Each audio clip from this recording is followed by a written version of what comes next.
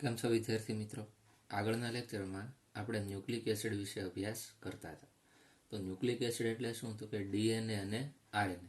તો તેમાં આપણે એવું જોયું હતું કે ન્યુક્લિક એસિડનું જ્યારે જળ વિભાજન કરીએ છીએ ત્યારે તેમાંથી અલગ અલગ 3 ઘટકોનું મિશ્રણ મળે છે. એક તેમાં મળે છે પેન્ટોઝ શર્કરા. તો તેના વિશેની આપણે માહિતી મેળવી કે આરએનએની અંદર બીટા ડી રિબોઝ શર્કરા રહેલી હોય, જ્યારે ડીએનએમાં બીટા D2 ડીઓક્સી રિબોઝ શર્કરા રહેલી હોય. બીજું શું? તો કે ન્યુક્લિક એસિડના જળ વિભાજનથી બીજું મળશે વિષમ ચક્રીય સંયોજનો. અને તે કેવા છે? તો કે નાઇટ્રોજન ધરાવતા વિષમ ચક્રીય સંયોજનો હોય. તો ન્યુક્લિક એસિડમાં પ્યુરિન અને પિરિમિડિન આ 2 પ્રકારના વિષમ ચક્રીય બેઝ મળે છે. એ પણ આપણે જોયું. પછી શું જોયું? તો કે ન્યુક્લિક એસિડ એ અલગ અલગ પ્રકારના એડેનિન, ગ્વાનિન, સાઇટોસિન, થાઇમિન અને યુરેસિલ આવા વિષમ ચક્રીય બેઝ ધરાવે છે. બીજું શું? તો કે એડેનિન અને ગ્વાનિન છે એ પ્યુરિનના વ્યુત્પન્ન હતા, જ્યારે સાઇટોસિન, પછી થાઇમિન અને યુરેસિલ તે પિરિમિડિનના વ્યુત્પન્ન છે. તે આપણે જોયું. પછી તો કે ડીએનએ છે, તો તેમાં એડેનિન, ગ્વાનિન અને ત્રીજું શું આવશે? સાઇટોસિન. અને બીજા એની આગળ વધીએ તો થાઇમિન. આ 4 બેઝ હાજર હોય છે. જ્યારે આરએનએની અંદર શું હોય? તો કે એડેનિન, પછી ગ્વાનિન, પછી શું આવશે? તો કે સાઇટોસિન અને યુરેસિલ. આ 4 બેઝ હાજર હોય છે. તો પહેલાં એક કામ કરીએ આપણે. આગળ આપણે અહીંયા સુધી ભણી ગયા છીએ કે ડીએનએની અંદર અને આરએનએની અંદર શું હોય. આપણે શું કીધું હતું તેમાં? તો કે આરએનએની અંદર પહેલાં લઈએ આપણે ડીએનએ. જો ડીએનએની અંદર શું હોય? તો કે AGCT. અને આરએનએની અંદર શું હતું? તો કે ઉપરના 3 પહેલાં સમાન રહેશે, A, G અને C. ટીની જગ્યાએ શું આવશે? યુ, એટલે કે યુરેસિલ રહેલા હશે. તો આપણે એક પછી એક સ્ટ્રક્ચર જોઈએ. તો પહેલું આપણે જોઈશું એડેનિનનું બંધારણ કઈ રીતનું હશે. તો પહેલાં આપણે જોઈએ એડેનિન. તો જો એડેનિન છે એ બે રિંગવાળો હશે, બરોબર? કેટલી રિંગ હશે? 2 રિંગવાળો. આગળ આપણે જોઈએ છીએ જો ન્યુક્લિક એસિડની જ્યારે વાત કરવામાં આવે ત્યારે શું આપણે કીધું હતું? ન્યુક્લિક એસિડ કયા કયા બેઝ રહેલા હશે? તો કે એક આપણે કીધું હતું એડેનિન, એને આપણે A દ્વારા દર્શાવીએ છીએ. બીજું આપણે શું કીધું હતું? બીજું નામ છે ગ્વાનિન, જેને આપણે G દ્વારા દર્શાવીએ છીએ. ત્રીજું નામ આવશે C ઉપરથી. C એટલે સાઇટોસિન, જેને આપણે C દ્વારા દર્શાવશું. પછી આગળ વધીએ. પછી આવશે T, બરોબર? T એટલે શું? તો કે થાઇમિન, તેને આપણે T દ્વારા દર્શાવ્યું હતું. અને છેલ્લું આવશે યુરેસિલ, જેને આપણે U દ્વારા દર્શાવીએ છીએ. આપણી પાસે 2 પ્રકારના વિષમ ચક્રીય સંયોજનો છે, પિરિમિડિન અને પ્યુરિન. તો આ જે 5 છે એ પિરિમિડિન અને પ્યુરિનના શું છે? તો કે વ્યુત્પન્નો છે, બરોબર? તો તેમાં આપણે જોવા જઈએ તો આજે એડેનિન અને ગ્વાનિન છે એ શેના વ્યુત્પન્નો છે? તો કે પ્યુરિનના વ્યુત્પન્ન છે. જ્યારે આપણે આગળ વધીએ તો સાઇટોસિન, થાઇમિન અને યુરેસિલ આ 3 જે છે તે પિરિમિડિનના વ્યુત્પન્નો છે. તે પિરિમિડિનના વ્યુત્પન્નો છે. આ તમને ખાસ ખબર હોવી જોઈએ. પછી શું કીધું? તો કે પ્યુરિનનું સ્ટ્રક્ચર આપણે જોઈએ તો 2 રિંગવાળું હોય, અને પિરિમિડિનનું સ્ટ્રક્ચર આપણે જોઈએ તો 1 રિંગવાળું હોય. તો જો પિરિમિડિનનું સ્ટ્રક્ચર કંઈક આ રીતે થાય. અહીંયા નાઇટ્રોજન આવે, અહીંયા પણ શું આવશે? અહીંયા નાઇટ્રોજન, ડબલ બોન્ડ, અહીંયા ડબલ બોન્ડ, અહીંયા ડબલ બોન્ડ. આને આપણે બોલીએ છીએ પિરિમિડિન. અને બીજું આપણે જોયું હતું પ્યુરિન. તો પ્યુરિનનું સ્ટ્રક્ચર કંઈક આ રીતે હતું. અહીંયા શું આવશે? નાઇટ્રોજન, અહીંયા શું આવશે? Nitrogen,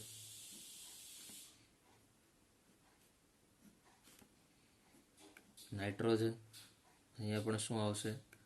nitrogen. આ રીતનું જે સ્ટ્રક્ચર છે તે કયું છે? તો કે પ્યુરિનનું સ્ટ્રક્ચર છે. તો હવે આપણે એડેનિનનું સ્ટ્રક્ચર બનાવીએ. જો પહેલાં કયું બનાવીએ? એડેનિન. તો એડેનિનનું સ્ટ્રક્ચર છે પ્યુરિનના સ્ટ્રક્ચર જેવું જ હશે, કારણ કે એડેનિન છે એ પ્યુરિનનો શું છે? એક પ્રકારનો વ્યુત્પન્ન છે. તો પહેલું આપણે બનાવીએ એડેનિન. તો એડેનિનનું સ્ટ્રક્ચર કંઈક આ રીતે થશે. અહીંયા શું આવશે? નાઇટ્રોજન. અહીંયા પણ શું આવશે? નાઇટ્રોજન. ડબલ બોન્ડ, અહીંયા પણ ડબલ બોન્ડ આવશે. ડબલ બોન્ડ, અહીંયા શું આવશે? Nitrogen, nitrogen. જો એટલું તો ક્લિયર થશે. પ્યુરિનનું સ્ટ્રક્ચર જે છે એવું જ અહીંયા સ્ટ્રક્ચર આપણને જોવા મળ્યું, પણ એડેનિનના સ્ટ્રક્ચરમાં કંઈક થોડોક ઉમેરો થશે. અહીંયા શું આવશે? NH2. તો આને આપણે શું બોલશું? એડેનિન. શું બોલાય? એડેનિન. અને કાઉન્સમાં આપણે એ દ્વારા દર્શાવશું. બીજું આપણે જોઈએ ગ્વાનિન. ગ્વાનિન છે એ પણ પ્યુરિન જેવું સ્ટ્રક્ચર દર્શાવશે, એટલે બીજું સ્ટ્રક્ચર આપણે બનાવીએ. તો પહેલાં લખી નાખીએ. જો શું આવશે? અહીંયા નાઇટ્રોજન. આના જેવું જ અહીંયા સ્ટ્રક્ચર બનાવવાનું થશે. પહેલાં અહીંયા શું છે? Nitrogen, nitrogen, nitrogen. આ રીતે પહેલાં સ્ટ્રક્ચર બનાવો. હવે અહીંયા શું આવી જશે? તો કે ડબલ બોન્ડ ઓક્સિજન. અહીંયાથી ડબલ બોન્ડ નીકળી જાય, અહીંયા શું આવી જાય? હાઇડ્રોજન. અહીંયા શું આવશે? તો કે NH2. અહીંયા ડબલ બોન્ડ આવશે. અહીંયા પણ ડબલ બોન્ડ થશે. અહીંયા પણ શું થશે? Double bond. અને અહીંયા શું આવશે? હાઇડ્રોજન. આ જે સ્ટ્રક્ચર થયું તે છે ગ્વાનિનનું સ્ટ્રક્ચર. એટલે આમાં થોડોક મોડિફાઈ થતો કરે અને પ્યુરિનના શું જોવા મળે? વ્યુત્પન્નો જોવા મળે. તો આ બે સ્ટ્રક્ચર તમને ખ્યાલ આવી ગયા કે એડેનિનનું સ્ટ્રક્ચર અને આ ગ્વાનિનનું સ્ટ્રક્ચર થયું. હવે આપણે સાઇટોસિન, થાઇમિન અને યુરેસિલના સ્ટ્રક્ચર જોઈએ. તો જો આ સાઇટોસિન, થાઇમિન અને યુરેસિલ છે એ પિરિમિડિન પ્રકારના સ્ટ્રક્ચર ધરાવશે. તો કે આવા પ્રકારના કંઈક સ્ટ્રક્ચરમાં કંઈક બીજા ઘટકો કંઈક રિંગ સાથે ક્યાંક જોડાયેલા હશે. તો પહેલાં આપણે જોઈએ સાઇટોસિન. પહેલું જોશું આપણે સાઇટોસિન. તો જોઈએ કેટલામું સ્ટ્રક્ચર થાય છે? ત્રીજું સ્ટ્રક્ચર. તો સાઇટોસિનનું સ્ટ્રક્ચર કંઈક આ રીતે છે. અહીંયા શું આવશે? નાઇટ્રોજન. અહીંયા શું આવશે? તો કે નાઇટ્રોજન. અહીંયા ડબલ બોન્ડ ઓક્સિજન. અહીંયા હાઇડ્રોજન. અહીંયા શું આવશે? NH2. અહીંયા ડબલ બોન્ડ, અહીંયા ડબલ બોન્ડ. આ જે સ્ટ્રક્ચર તૈયાર થયું તેને આપણે કહીશું સાઇટોસિન. શેનું સ્ટ્રક્ચર છે આ? સાઇટોસિન. જેને આપણે C દ્વારા દર્શાવશું.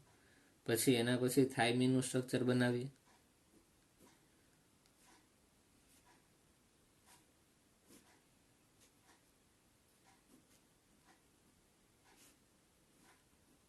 શું આવશે? Double bond oxygen, hydrogen, double bond. અહીંયા આવશે CH3. અહીંયા આવશે ડબલ બોન્ડ ઓક્સિજન.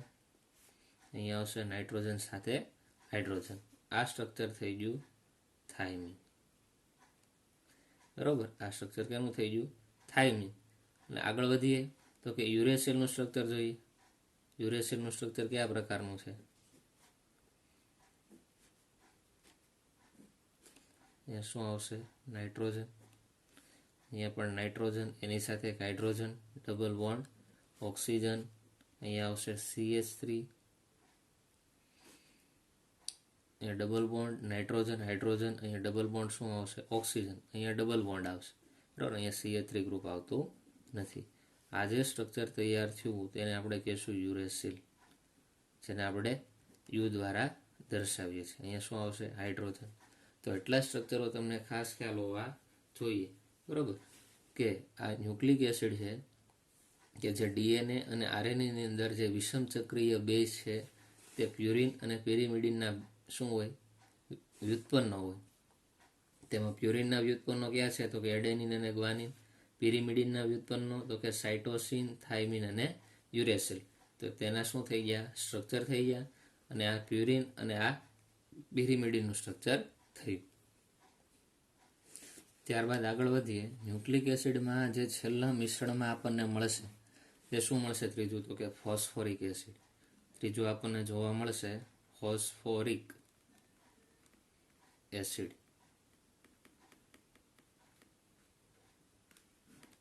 હવે જો ફોસ્ફોરિક એસિડ છે તે ન્યુક્લિક એસિડની અંદર આપણને ફોસ્ફેટ સ્વરૂપે જોવા મળે. કયા સ્વરૂપે હોય? ફોસ્ફોરિક એસિડના ફોસ્ફેટ આયન હોય. શું હોય? તો કે ન્યુક્લિક એસિડમાં ફોસ્ફોરિક એસિડના ફોસ્ફેટ આયન દ્વારા શર્કરાઓનું જોડાણ થયેલું હોય. તો આમાં આપણને ફોસ્ફેટ આયન હશે એવું આપણને ખ્યાલ આવ્યો. ફોસ્ફેટ આયન એટલે શું? તો કે PO4-3 આયન. આ ફોસ્ફેટ આયન છે તે શર્કરાઓના જોડાણ થયેલું હોય. જો ફોસ્ફેટ આયન દ્વારા બે શર્કરાઓ વચ્ચે શું થયેલી હોય? લિંકેજ થયેલી હોય છે. એટલે એક પોઈન્ટ લખો, તમે લખી શકો કે ન્યુક્લિક એસિડમાં આજે ફોસ્ફોરિક એસિડમાંના ફોસ્ફેટ આયન દ્વારા શર્કરાઓનું જોડાણ થયેલું હોય છે. આ ફોસ્ફેટ આયન જ છે કે જે બે શર્કરાઓને એકબીજા સાથે જોડે છે. તેનું સ્ટ્રક્ચર શું થાય? જો આ રીતે થાય, ફોસ્ફરસ તેની સાથે કેટલા ઓક્સિજન છે? 4 ઓક્સિજન છે. 1, 2, 3 અને આ 4. એમાંથી એક ઓક્સિજન હશે ડબલ બોન્ડથી જોડાયેલો છે, જ્યારે 3 ઓક્સિજન છે સિંગલ બોન્ડથી જોડાયેલો. એટલે 3 ઓક્સિજન ઉપર -1, -1, -1 એમ ચાર્જ આવે. માટે ઓલ ઓવર ચાર્જ કેટલો થાય? તો કે -3 થાય. તેમાં પણ જોઈએ, અહીંયા રહેલો જે ઓક્સિજન માઇનસ આયન છે એ શર્કરાના ત્રીજા કાર્બન સાથે જોડાયેલો હોય. કોની સાથે જોડાયેલો હોય? શર્કરાના C3 કાર્બન સાથે જોડાયેલો હોય. જ્યારે અહીંયા જે નીચેનો O- આયન છે, બરોબર, એ કંઈક બીજી શર્કરા હશે તેના C5 કાર્બન સાથે જોડાયેલો હોય. શર્કરાના C5 કાર્બન સાથે જોડાયેલો હોય છે, બરોબર. શું ખાસ ધ્યાન રાખવાનું? તો કે એક શર્કરા હશે પેલી, એનો તમે ત્રીજો કાર્બન લ્યો તો આ જે બીજી શર્કરા હશે તેના 5મા કાર્બન વચ્ચે લિંકેજ જોવા મળશે. એટલે કે એક શર્કરાના C3 સાથે જોડાયેલો હોય, જ્યારે બીજી શર્કરા હશે તેના C5 કાર્બન સાથે અહીંયા રહેલો ઓક્સિજન જોડાયેલો હોય. એમ આ બંને ઓક્સિજન છે એ બે અલગ અલગ શર્કરાઓ સાથે જોડાયેલી હોય અને બંને શર્કરાઓને એકબીજામાં જોઈન્ટ કરતી હોય. તો આ શું થઈ ગયું? ત્રીજું ફોસ્ફેટ આયન. તો ન્યુક્લિક એસિડના સંપૂર્ણ જળ વિભાજનથી આપણને પેન્ટોસ શર્કરા મળતી હતી. તો તેમાં જે સ્ટ્રક્ચર આવતા હતા તે જોયા. બીજું, તેમાં વિષમ ચક્રીય બેઝ મળતા હતા, પિરિમિડિન અને પ્યુરિન પ્રકારના, તે આપણે જોયા. બીજું શું? તો કે ફોસ્ફોરિક એસિડ. તો ફોસ્ફોરિક એસિડ પણ આપણે અહીંયા કમ્પ્લીટ કર્યું. એટલે ક્વેશ્ચન તમને પૂછે કે ન્યુક્લિક એસિડના જળ વિભાજનથી શું શું મળે છે, તો આપણે કહી શકાય કે શર્કરા મળે, બરોબર. બીજું શું મળે? કઈ શર્કરા મળે? તો કે પેન્ટોસ શર્કરા મળે. નાઇટ્રોજન તત્વ ધરાવતા વિષમ ચક્રીય સંયોજનો બને અને ફોસ્ફોરિક એસિડ. આ 3 ઘટકો આપણને ન્યુક્લિક એસિડના જળ વિભાજનથી મળે છે. એટલું તમને ક્લિયર હોવું જોઈએ. પછી આ પણ ક્લિયર હોવું જોઈએ કે MCQની અંદર પૂછાય કે DNA ની અંદર અને RNA ની અંદર કયા વિષમ ચક્રીય બેઝના વ્યુત્પન્નો આવેલા હોય. પછી પ્યુરિનનું વ્યુત્પન્ન કયું છે, પિરિમિડિનના વ્યુત્પન્નો કયા છે એ પણ તમને ખબર હોવી જોઈએ. કે પ્યુરિનના એડેનિન અને ગ્વાનિન આ 2 વ્યુત્પન્નો છે. પિરિમિડિનના સાઇટોસિન, થાઇમિન અને યુરેસિલ આ 3 વ્યુત્પન્નો જોવા મળે છે. ત્યારબાદ આગળ વધીએ. તેના પછીનો ક્વેશ્ચન જોઈએ કે જે ન્યુક્લિક એસિડ સંયોજન છે તેનું જોડાણ કઈ રીતે થાય, અથવા તો DNA અને RNAમાં ન્યુક્લિક એસિડનું જોડાણ કઈ રીતનું જોવા મળશે. હવે જો ન્યુક્લિક એસિડમાં 3 ઘટકો હશે, તમને ખબર પડી ગઈ. એક હશે પેન્ટોસ શર્કરા, બીજું શું હશે તો કે વિષમ ચક્રીય બેઝ, અને ત્રીજું શું હશે તો કે ફોસ્ફેટ આયન. આ 3 ઘટકો એકબીજા સાથે કઈ રીતે જોડાય છે તેનો તમારે અહીંયા અભ્યાસ કરવાનો છે. તો પહેલા આપણે જોઈએ, તો પહેલો પોઈન્ટ આપણે જોઈએ, ન્યુક્લિયોસાઇડ કઈ રીતે બને. ન્યુક્લિયોસાઇડ કઈ રીતે બને? ન્યુક્લિયોસાઇડ કઈ રીતે બને? તો કે શર્કરા લેશું, તેમાં શર્કરાના પ્રથમ કાર્બન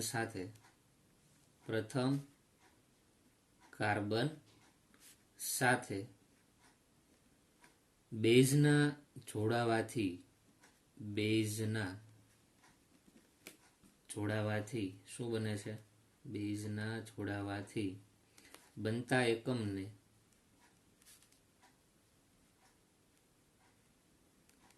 શું કહેવાય? ન્યુક્લિયો સાઇડ કહે છે. બરોબર. શું કરવાનું છે? તો કે શર્કરાના પ્રથમ કાર્બન સાથે બેઝને જોડવાનો છે. તો આપણે શું કરશું? તો કે શર્કરા લેશું, તેની સાથે આપણે કોને જોડી દઈશું? તો કે બેઝને જોડી દઈશું. તો આ બંનેના જોડાણથી આપણને શું મળે છે? તો કે ન્યુક્લિયો સાઇડ મળે છે. એક્ઝામ્પલ તરીકે આપણે લઈએ, જો આપણે શર્કરા બનાવીએ. શું બનાવીએ? શર્કરા. તો શર્કરા આપણે બે સ્ટ્રક્ચર જોયેલા છે. એક બીટા ડી રિબોઝનું સ્ટ્રક્ચર આવે છે અને બીજું બીટા ડી 2 ડી ઓક્સી રિબોઝનું સ્ટ્રક્ચર આવે છે. તો પહેલાં આપણે બીટા ડી રિબોઝનું સ્ટ્રક્ચર બનાવીએ, જે આપણે શર્કરા તરીકે લેશું. શર્કરા તરીકે શું લેશું? તો કે બીટા ડી રિબોઝ. અને બેઝ તરીકે શું લેશું? બેઝનું સ્ટ્રક્ચર બનાવવાની જરૂર નથી. ખાલી બેઝ ઉપર તમે લખી નાખો. ક્યાં લખવાનું છે? તો કે શર્કરાના પ્રથમ કાર્બનની સાથે બેઝ જોડી દેવાનો છે. તો હું શર્કરા લઈ લઉં. જો શર્કરા કઈ લઈ લઉં? તો કે બીટા ડી રિબોઝ. તો તેનું સ્ટ્રક્ચર શું થાય એ આગળ આપણે જોઈ ગયા છીએ.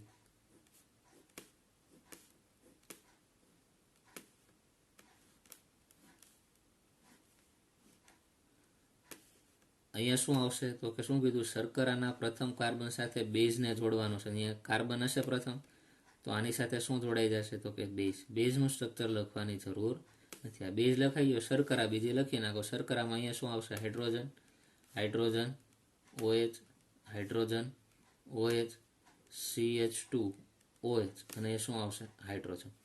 આને આપણે શું બોલીએ છીએ? તો કે ન્યુક્લિયોસાઇડ બોલે. ન્યુક્લિયોસાઇડ બોલે. ન્યુક્લિયોસાઇડ કમ્પ્લીટ થયું. તેના પછીનો પોઈન્ટ આવશે, ન્યુક્લિયોસાઇડ પછી આવશે ન્યુક્લિયોટાઇડ. ન્યુક્લિયોટાઇડ કોને કહેવાય? તો ન્યુક્લિયોટાઇડ કઈ રીતે બને? તો કે ન્યુક્લિયો જે સાઇડ હશે તેની સાથે આપણે ફોસ્ફેટને જોડી દેશું. શું કરશું? તો કે ન્યુક્લિયોસાઇડના ફોસ્ફેટ આયન સાથેના જોડાણથી બનતા એકમને ન્યુક્લિયોટાઇડ કહેવાય. આમાં જ આપણે શું જોડી દેવાનું છે? તો કે ફોસ્ફેટ જોડવાનો છે. એટલે કે ન્યુક્લિયોસાઇડ છે તેમાં આપણે ફોસ્ફેટ જોડશું. તો લખીએ ન્યુક્લિયોસાઇડના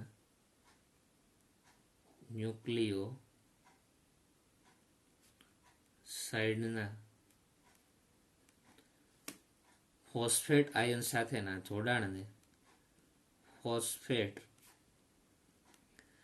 આયન સાથેના જોડાણથી બનતા એકમને શું કહેવાય? તો કે ન્યુક્લિયોટાઇડ કહે છે. ન્યુક્લિયોટાઇડ કહે છે. આમ જે આપણી પાસે ન્યુક્લિયોસાઇડનું બંધારણ છે તેમાં ફોસ્ફેટ જોડી દઈએ, બરોબર, તો આપણને શું મળે? ન્યુક્લિયોટાઇડ. તો આ જે સ્ટ્રક્ચર છે એમાં ખાલી શું જોડવાનું છે? તો કે ફોસ્ફેટ જોડવાનો છે. જો ન્યુક્લિયોસાઇડ તો હતું જ તે, બરોબર. શું આપણે જોડ્યું હતું? તો કે શર્કરા સાથે બેઝને જોડો છો. શું કરો છો? શર્કરા સાથે જ્યારે બેઝને જોડો છો ત્યારે આપણને ન્યુક્લિયોસાઇડ તો મળ્યું છે, પણ મારે ન્યુક્લિયોટાઇડ બનાવવું હોય તો આ જે ન્યુક્લિયોસાઇડ બન્યું છે તેની સાથે આપણે શું જોડી દેવાનું? તો કે ફોસ્ફેટ આયન જોડી દેવાનું. ફોસ્ફેટ આયનને તમે જોડી દેશો તો તમને શું મળશે? તો કે ન્યુક્લિયોટાઇડ મળશે. તો એટલું સ્ટ્રક્ચર તો આપણે જોઈ જ લીધેલું છે. એમાં માત્ર આપણે ફોસ્ફેટ જોડવાનું. જો એટલું સ્ટ્રક્ચર તો આપણે બનાવેલું છે, તો આપણે અહીંયા બનાવીએ. શું થાય? જો ઓક્સિજન ઉપર અહીંયા શું આવશે? તો કે બેઝ. નીચે શું આવશે? હાઇડ્રોજન. અહીંયા શું આવશે? Hydrogen, OH. Hydrogen OH. હવે અહીંયા ખાસ ધ્યાન રાખજો, અહીંયા હાઇડ્રોજન આવશે, બરાબર. હવે શું થાય છે તો કે આ ન્યુક્લિયોસાઇડ છે તેમાં ફોસ્ફેટ આયન જોડાય છે, અને આગળ આપણે જોઈ ગયા કે ફોસ્ફેટ આયન છે, બરાબર. ફોસ્ફેટ આયન કઈ રીતે જોડાતો હોય તો કે આગળ આપણે જોયું હતું કે એક શર્કરાનો ત્રીજો કાર્બન હોય જ્યારે બીજા શર્કરાના 5મા કાર્બન સાથે જોડાય. તો જુઓ તો આના 5મા કાર્બન સાથે આપણે જોડી દઈએ તો પહેલો કાર્બન, આ બીજો કાર્બન, આ ત્રીજો, આ ચોથો, અહીંયા 5મો આવશે ને, અહીંયા શું આવશે 5મો, તો અહીંયા CH2 છે, આ 5મો કાર્બન. તો આ 5મા કાર્બન સાથે શું જોડાઈ જાય તો કે ફોસ્ફેટ આયન જોડાઈ જાય. તો આ રીતે કંઈક એનું સ્ટ્રક્ચર થાય. ડબલ બોન્ડ ઉપર દર્શાવી દઉં, નીચે શું આવે O-, અહીંયા શું આવશે O-. તો આ જે આખું સ્ટ્રક્ચર તૈયાર થયું તેને શું કહેવાય તો કે ન્યુક્લિયોટાઇડ તરીકે ઓળખાય. તો બંને સ્ટ્રક્ચરો તમને કમ્પ્લીટ ખ્યાલ હોવા જોઈએ કે ન્યુક્લિક એસિડનું જે સંયોજન છે તેમાં જોડાણ કઈ રીતે થાય છે, બરાબર. શું આવશે તો કે ન્યુક્લિયો એસિડ છે તેમાં ન્યુક્લિયોસાઇડ પહેલાં કઈ રીતે બનાવો અને તેનામાંથી ન્યુક્લિયોટાઇડ કઈ રીતે બને એ ખ્યાલ આવશે. કે ન્યુક્લિયોસાઇડમાં શું હોય તો કે શર્કરા સાથે બેઝ જોડાય અને ન્યુક્લિયોસાઇડ બનાવે, જ્યારે ન્યુક્લિયોટાઇડ કઈ રીતે બને તો કે શર્કરા સાથે બેઝ તો જોડાયેલી જ છે પણ શર્કરા સાથે બીજું શું જોડાઈ જાય તો કે ફોસ્ફેટ આયન જોડાઈ જાય તો ન્યુક્લિયોટાઇડનું રૂપાંતર થશે, બરાબર. અને જે ફોસ્ફેટ આયન છે એ ત્રીજા અને 5મા કાર્બન સાથે જોડાતા હોય, બરાબર. તો અહીંયા આપણે શું કર્યું તો કે 5મા કાર્બન સાથે જોડાય. જો આ પહેલો કાર્બન, આ બીજો કાર્બન, આ ત્રીજો, આ ચોથો, આ કેટલામો કાર્બન છે 5મો કાર્બન. એટલે 5મા કાર્બન સાથે ફોસ્ફેટ આયન અહીંયા જોડાય છે અને શું બનાવે છે તો કે ન્યુક્લિયોટાઇડ બનાવે છે. તો આ રીતે ક્વેશ્ચન પૂછાય કે ન્યુક્લિક એસિડ સંયોજનોનું જોડાણ અથવા તો DNA અને RNAમાં ન્યુક્લિક એસિડનું જોડાણ કઈ રીતે થાય છે. તો આજે ન્યુક્લિયોસાઇડની એક વ્યાખ્યા લખો, ન્યુક્લિયોટાઇડની વ્યાખ્યા લખો અને જોડાણ તેમાં સ્ટ્રક્ચર કઈ રીતે આવે એ તમે બનાવી નાખશો. હવે આપણે આગળ વધીએ. હવે જો એવું પણ બને કે 2 ન્યુક્લિયોટાઇડ હોય, તે બંનેનું જોડાણ આપણે કઈ રીતે કરી શકાય તો તેના વિશેની આપણે માહિતી મેળવીએ કે આ 2 ન્યુક્લિયોટાઇડ એકબીજા સાથે જોડાઈને કઈ રીતે સંયોજન બનાવે. તો લખીએ જો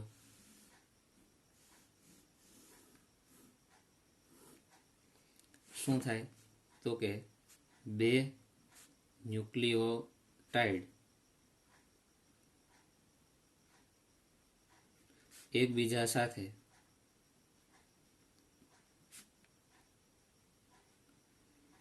ફોસ્ફોડાયએસ્ટર શું ફોસ્ફોડાયએસ્ટર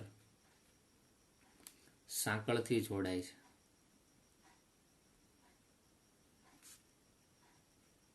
ફોસ્ફોડાયએસ્ટર સાંકળથી જોડાય છે. આ સાંકળ એક શર્કરાના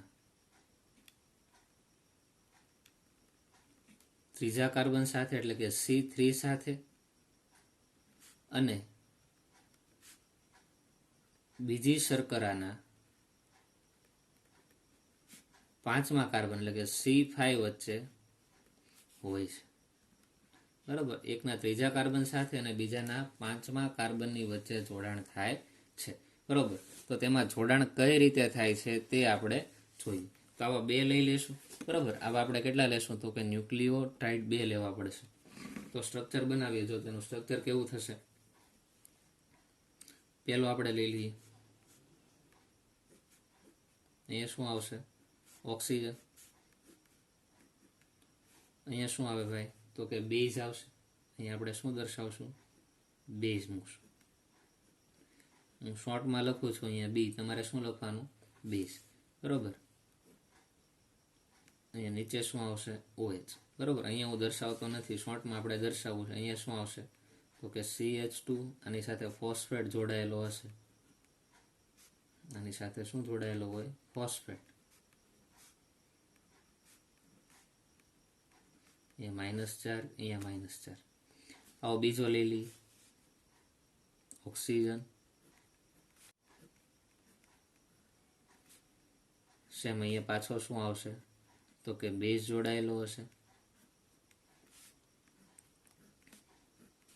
અહીંયા શું આવશે CH2 oxygen phosphorus oxygen double bond oxygen અને ઓક્સિજન આની પર કેવો ચાર્જ માઇનસ ચાર્જ કાર્બનને ક્રમ આપી દઈએ 1 2 3 4 અને આ 5 અહીંયા પણ શું આવશે 1 2 3 4 5 બરાબર હવે આ બંનેનું જોડાણ થાય છે હવે જો આ બંનેનું જોડાણ થાય ત્યારે શું થાય તો કે એક શર્કરા હશે એમાં ત્રીજા કાર્બન અને બીજી શર્કરાના પાંચમા કાર્બન વચ્ચે લિંકેજ થાય શું થાય એક શર્કરાના ત્રીજા કાર્બન અને બીજી શર્કરાના પાંચમા કાર્બન વચ્ચે લિંકેજ થશે એટલે એક તો ક્યાં લિંકેજ થશે તો કે પાંચમા કાર્બન ઉપર અને બીજું શું આવશે તો કે ત્રીજા કાર્બન ઉપર તો કઈ રીતે લિંકેજ થાય આપણે જોઈએ જો બે સ્ટ્રક્ચરને આપણે ઊભા લખી નાખીએ એટલે વધારે ક્લિયર થશે અહીંયા જે સ્ટ્રક્ચર છે બરોબર એ પહેલા અહીંયા લખીએ તો શું થાય ઓક્સિજન અહીંયા શું આવશે બેઝ તમે લખી નાખજો અહીંયા શું આવશે બેઝ બરોબર અહીંયા શું આવશે તો કે CH2 અહીંયા ફોસ્ફેટ છે phosphorus double bond oxygen single bond oxygen એની ઉપર નેગેટિવ ચાર્જ ઓક્સિજન એની ઉપર નેગેટિવ ચાર્જ અહીંયા કેટલામો કાર્બન છે પહેલો બીજો અને ત્રીજો તો આ ત્રીજા કાર્બન સાથે પાછો ફોસ્ફેટ જોડાય આવડો બરોબર ત્રીજા કાર્બન સાથે શું જોડાય ફોસ્ફેટ તો આમાં કઈ રીતે જોડાશે જો આની ઉપર માઇનસ ચાર છે કોઈ એક ઓક્સિજન આની સાથે જોડાય તો અહીંયા જો જોડાઈ જશે ઓક્સિજન તેની સાથે શું આવશે phosphorus double bond oxygen single bond oxygen અહીંયા શું આવશે ઓક્સિજન આની પર માઇનસ ચાર તો આની સાથે પાછું શું જોડાઈ જશે તો કે જો આ જોડાણું છે ને આ જ અહીંયા આપણે લખ્યું છે બરાબર ડબલ બોન્ડ અહીંયા લખી નાખ્યા છે એક નેગેટિવ ચાર્જ વાળો હતો એને આની સાથે જોડી દીધો અને એક નેગેટિવ ચાર્જ આ સાઈડ લખી નાખ્યો હજુ શું તો અહીંયા પાછું CH2 અહીં શું આવશે CH2 તો પાછું આપણે અહીંયા સ્ટ્રક્ચર બનાવીએ જો CH2 અહીંયા આવ્યું બરાબર શું હશે અહીંયા ઓક્સિજન અહીંયા શું હશે બેઝ અહીંયા આપણે શું બનાવશું બેઝ બીજું બધું એમ ને તો આ જે સ્ટ્રક્ચર બન્યું તે આ બે જે અલગ અલગ પ્રકારના ન્યુક્લિયોટાઇડ હતા તેને આપણે શું કર્યા છે જોડેલા છે એકને તમે જોશો તો અહીંયા ત્રીજા કાર્બન સાથે જોડેલું છે અને એકને અહીંયા પાંચમા કાર્બન સાથે જોડેલું છે આ ફોસ્ફેટ દ્વારા બરોબર તો આ રીતે શું થાય તો કે શર્કરા જો બેઝ શર્કરા ફોસ્ફેટ બરોબર પાછું શું આવે અહીંયા જો તો અહીંયા શર્કરા છે બેઝ છે અને ફોસ્ફેટ આ રીતે જોડાયેલો એટલે આની આખી સિક્વન્સ કંઈક આ રીતની થાય જો શું આવશે તો કે શર્કરા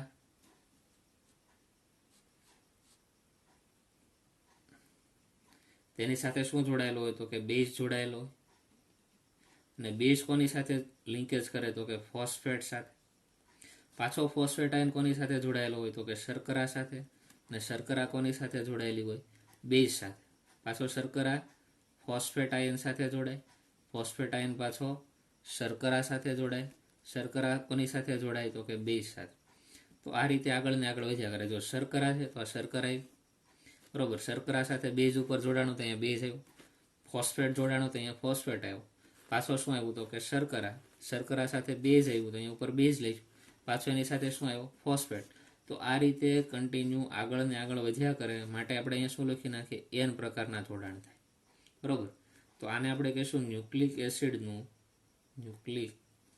એસિડનું સાદું બંધારણ